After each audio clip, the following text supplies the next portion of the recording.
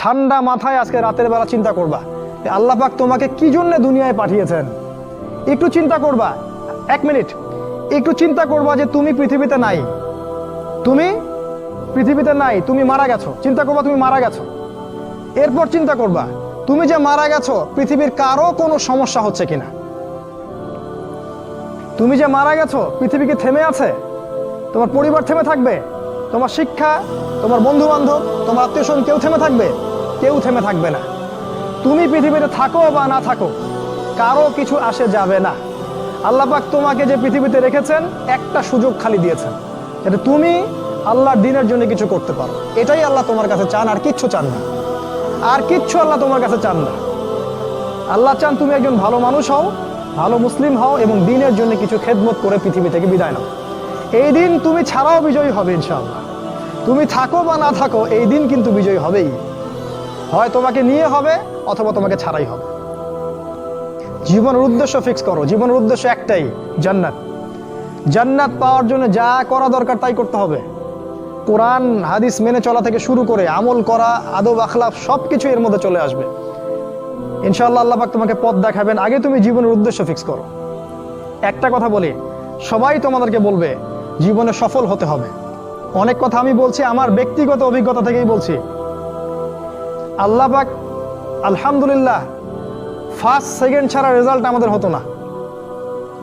যখন থেকে আমরা বুঝতে পেরেছি যে ট্র্যাকে আমরা যাচ্ছি সে ট্র্যাকটা ভুল, সেই ট্র্যাকটা ভুল, এই বুঝটা যখন থেকে আসছে আমাদের মধ্যে, আমরা চেষ্টা করছি অন্যদেরকে আমাদের শিক্ষা দিয়ে সচেতন করার জন্য। আমরাও ভুল করেছি, ভুলের উপর ভুল করেছি। আল্লাহ পাক যেন মাফ করেন। আল্লাহুম্মা আমিন। সাফল্যের সংজ্ঞা শেখানো হতো আমাদেরকে পরিবার থেকে। সফল হতে হবে বাবা, নিজের পায়ে দাঁড়াতে হবে, বাবাকে দেখতে হবে, মাকে দেখতে হবে, অমুক তমুক ইত্যাদি ইত্যাদি। বিয়ে করবি কি নিয়ে, তোর তো কিছুই নাই, বলে নাই কথাগুলো। আপনি চাকরি বাকরি করতে হবে, প্রতিষ্ঠিত হতে হবে। শোনো, সাফল্যের একটা সংজ্ঞা দিয়েছেন আল্লাহ কোরআনে, একটাই সংজ্ঞা, সূরা আল ইমরানের মধ্যে আছে। আজকে আমি সব ডিটেলস বলার সময় পাচ্ছি না। সূরা আল ইমরানের মধ্যে আছে কুল্লু নাফসিন যায়িকাতুল মাউত, প্রত্যেকটা নফস মারা যাবে এবং কিয়ামতের মাঠে তাদের পুরোপুরি প্রতিদান তাদেরকে দেয়া হবে। এখানে আল্লাহ সাফল্যের সংজ্ঞা দিয়েছেন, ফামান যুহজিহা আনিন নার ওয়া উদখিলাল জান্নাহ ফাকাদ ফাজ। ওই দিন কিয়ামতের মাঠে যাকে জাহান্নাম থেকে বাঁচানো হবে আর জান্নাতে প্রবেশ করানো হবে, ফাকাদ ফাজা, এই ব্যক্তি হচ্ছে সফল। সাফল্যের সংজ্ঞা কোথায় পাইলেন? যদি আমরা জাহান্নাম থেকে বাঁচতে পারি প্রত্যেক ব্যক্তি এবং জান্নাতে যেতে পারি, সেই সফল। এছাড়া কেউই সফল না, এই পৃথিবীর কেউই সফল না, কেউ না। সে যত বড় রাষ্ট্রনেতা হোক, পণ্ডিত হোক, বিজ্ঞ হোক, পণ্ডিত কে হয় হোক, যার দাপটে সারা বিশ্ব কাঁপে, এও সফল না যদি না সে জান্নাতে যেতে পারে। কিন্তু একজন এই ভ্যান চালক, এক রিক্সা চালক, এক আমার ওই গরিব চাচা, ওই কৃষক, সে যদি হিসাব দিয়ে জান্নাতে যেতে পারে, সে সফল। তিনিই সফল, তিনি আল্লাহর কাছে পছন্দের বান্দা। অতএব জীবনের উদ্দেশ্যটা আগে ঠিক করে ফেলো, এটা প্রথম কাজ। দ্বিতীয় কাজ, তোমাকে জ্ঞান অর্জন করতে হবে। দ্বিতীয় কাজ, কিসের জ্ঞান অর্জন করবে? যে জ্ঞান তোমাকে আল্লাহর দিকে নিয়ে আসবে সেই জ্ঞান অর্জন করতে হবে। কোন কোন সাবজেক্ট পড়তে হবে তোমাকে প্রথমত কোরআন পড়তে হবে, তেলাওয়াত করা শিখবে, অর্থ জানবে, আরবি ভাষা শেখার চেষ্টা করো, কোরআনের আদেশ মানো, নিষেধগুলো ছেড়ে দাও এবং কোরআনের দাওয়াত মানুষের কাছে পৌঁছে দাও। কোরআনের দাওয়াত মানুষের কাছে পৌঁছে দাও এবং কোরআনের বিধান বাস্তবায়নের জন্য আল্লাহর পথে চেষ্টা করো। আর কি সাবজেক্ট পড়তে হবে? তোমাকে হাদিস পড়তে হবে, রাসূলের হাদিস, অসংখ্য হাদিস, এগুলো পড়তে হবে তোমাকে। আর কি পড়বে? ইসলামের ইতিহাস তোমাকে পড়তে হবে। ইসলামের ইতিহাস জানবে না তাহলে হীনমন্য জাতি হবে। তুমি জানবেই না তোমার এই বাপ দাদারা ছিল সিংহ পুরুষ, তুমি এটা জানবেই না। তোমার শেকড় যে এত সিংহ পুরুষ দিয়ে ভর্তি, তুমি জানোই না। এই জন্য হীনমন্যতায় ভোগো, মনে হয় যে আমাদের কেউ নাই, আমরা এতিম। জি না, আমরা এই বিশ্ব শাসন করেছি 100 বছর আগেও। 100 বছর আগেও এই পুরো বিশ্ব আমাদের হাতে ছিল। এখন যা দেখছো এরকম অতীত এরকম ছিল না। একটা ওমরের হুঙ্কারে সারা বিশ্ব কেঁপে যাইতো। এক আলী রাদিয়াল্লাহু আনহু যদি জিহাদের মাঠে হুঙ্কার দিতেন, সমস্ত কাফের হৃদয় একদম দরদর করে কাঁপতে থাকতো। আমাদের সিংহ পুরুষ বাবারা দাদারা এরকম ছিলেন। আমরা এত হীনমন্য জাতি ছিলাম না। আজকে আমরা আমাদের পরিচয় ভুলে গেছি। ইতিহাস পড়তে হবে তোমাকে। আর কি পড়তে হবে? ইসলামের অর্থনীতি পড়বে, অর্থনীতি জানো না, তুমি হালাল হারাম বুঝতে পারবে না। ওরা তোমার সাথে প্রতারণা করে এমন হারাম ঢুকিয়ে দিবে তুমি বুঝতেই পারবে না এটা হারাম ছিল। ইকোনমিক্স পড়তে হবে, খুব ইম্পর্টেন্ট সাবজেক্ট এই জামানার জন্য। আর কি পড়তে? পলিটিক্যাল সায়েন্স, এই বিশ্ব রাজনীতি সম্পর্কে পড়াশোনা করবে, এটা গুরুত্বপূর্ণ সাবজেক্ট। এছাড়া জেনারেল লাইনে যে পড়াশোনাগুলো করছো এগুলো ভালো, আমি এগুলো পড়তে নিষেধ করিনি। আমি বলেছি এগুলোর শিকড়টা হবে ইসলামিক। তুমি ডাক্তার হও আর ইঞ্জিনিয়ার হও আর কি হও, এটাতে আমাদের কোনো আপত্তি নাই, শিকড়টা হতে হবে ইসলামিক, কোরআন এবং সুন্নাহ ভিত্তিক। আর একটা সাবজেক্ট পড়বে ফিক। ফিক যদি না পড়ো তাহলে কি হবে জানো? তাহলে নফল মুস্তাহাব আমলগুলো নিয়ে মারামারি কাটাকাটি করে ফরজ ঐক্য নষ্ট করে ফেলবা। এখনকার দেখো না যে অল্প কিছু পড়াশোনা করে, 2 পাতা পড়াশোনা করে দায়ী হয়ে গেছে একেবারে।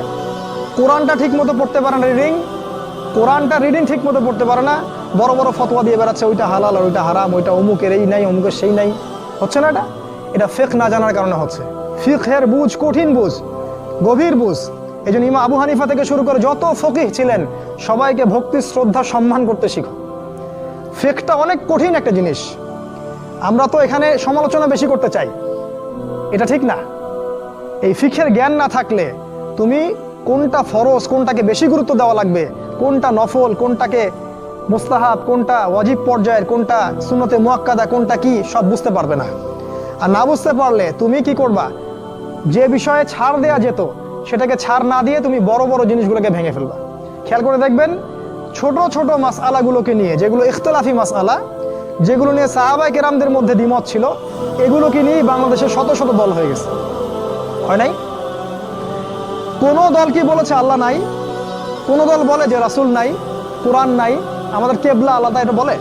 সবার আল্লাহ এক, রাসূল এক, কেবলা এক, কোরআন এক, সুন্নাহ এক, সব এক। তাহলে এতগুলো দল কেন হলো? ওই যে সংকীর্ণ মানসিকতা এবং এই ফিকহের বুঝ না থাকার কারণে হচ্ছে। তাই ফিকহটা পড়বে, না হলে তোমার দ্বারা উপকার না হয় উম্মার ক্ষতি হয়ে যাবে। তোমার দ্বারা উপকার না হয় উম্মার ক্ষতি হয়ে যাবে। আর 2-1টা সাবজেক্ট বলছি, জিও পলিটিক্স, ভূ রাজনৈতিক প্রেক্ষাপটটা পড়তে হবে তোমাকে। এর সাথে একটা সাবজেক্ট অবশ্যই পড়বে রাসূলুল্লাহ সাল্লাল্লাহু আলাইহি ওয়াসাল্লামের জীবনী। এই কয়েকটা সাবজেক্ট যদি পড়তে পারো, শেষ জামানায় ইনশাআল্লাহ আল্লাহ পাক তোমার হাতে পতাকা দিবেন এবং তুমি আল্লাহর দ্বীনের পতাকা বহন করবে ইনশাআল্লাহ। জ্ঞান নাই, কিচ্ছু করতে পারবে না। যদি তুমি জ্ঞান অর্জন করতে না পারো, তুমি বাতিলের মোকাবেলা করতে পারবে না। এখনকার যুদ্ধটা অস্ত্রের যুদ্ধ না, এখনকার যুদ্ধ জ্ঞানের যুদ্ধ। তুমি ওদের সাথে অস্ত্রের যুদ্ধ করে পারবে না। এখনকার যুদ্ধটা জ্ঞানের যুদ্ধ। ওটাও আসবে সামনে, যখন ইমামুল মাহদী আসবেন, সারা বিশ্ব জুড়ে মালহামা শুরু হবে, তখন মহাযুদ্ধ। এই ফিজিক্যাল স্ট্রেংথ নিয়ে, মেন্টাল স্ট্রেংথ নিয়ে, ইমানের স্ট্রেংথ নিয়ে পারবে না। জ্ঞান অর্জন করো, কারণ রাসূল সাল্লাল্লাহু আলাইহি ওয়াসাল্লামকে প্রথম আল্লাহ আদেশ করেছেন ইকরা, পড়ুন পড়ুন পড়ুন। জ্ঞান নাই, সমাজ সংস্কার করতে পারবে না।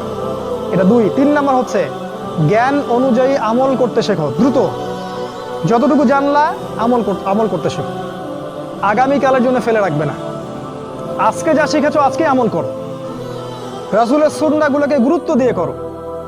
যেখানে ইসলাম প্রশস্ততা দিয়েছে সেখানে প্রশস্ততা প্রদর্শন করো, যেখানে প্রশস্ততা নাই সেখানে ওটাই মেনে চলো। ইসলাম একটা প্রশস্ত রিলিজিয়ন, এখানে অনেক কিছু প্রশস্ততা আছে, সেই প্রশস্ত ইসলাম ফলো করো, আমলগুলো করো। প্রতিদিন 5 ওয়াক্ত সালাত মসজিদে জামাতের সাথে পড়তে হবে। যখন তুমি রমাজান মাস পাবে, সওম রাখতে হবে। যাকাতের সম্পদ আসলে যাকাত দিবে। মানুষের সাথে ভালো আচরণ করতে শিখো, উম্মাহকে ঐক্যবদ্ধ করতে শিখো, কোরআনের জ্ঞান অর্জন করো, সুন্নাহর জ্ঞান অর্জন করো এবং জানা অনুযায়ী আমল করে তুমি তোমার নিজের ভিতরে একটা পরিবর্তন নিয়ে আসো। পবিত্র হওয়ার চেষ্টা করো, সব পাপ থেকে তওবা করে ফিরে আসো। রাসূলের সুন্নাহগুলোকে গুরুত্ব দাও। A to Z, বাথরুমে যাওয়া থেকে শুরু করে তোমার জীবনের প্রতিটা ক্ষেত্রে নবীজির সুন্নাহগুলোকে তোমার উপর বাস্তবায়ন করো। নিজের উপর সুন্নাহ নাই, তুমি সমাজে সুন্নাহ বাস্তবায়ন করতে পারবে না।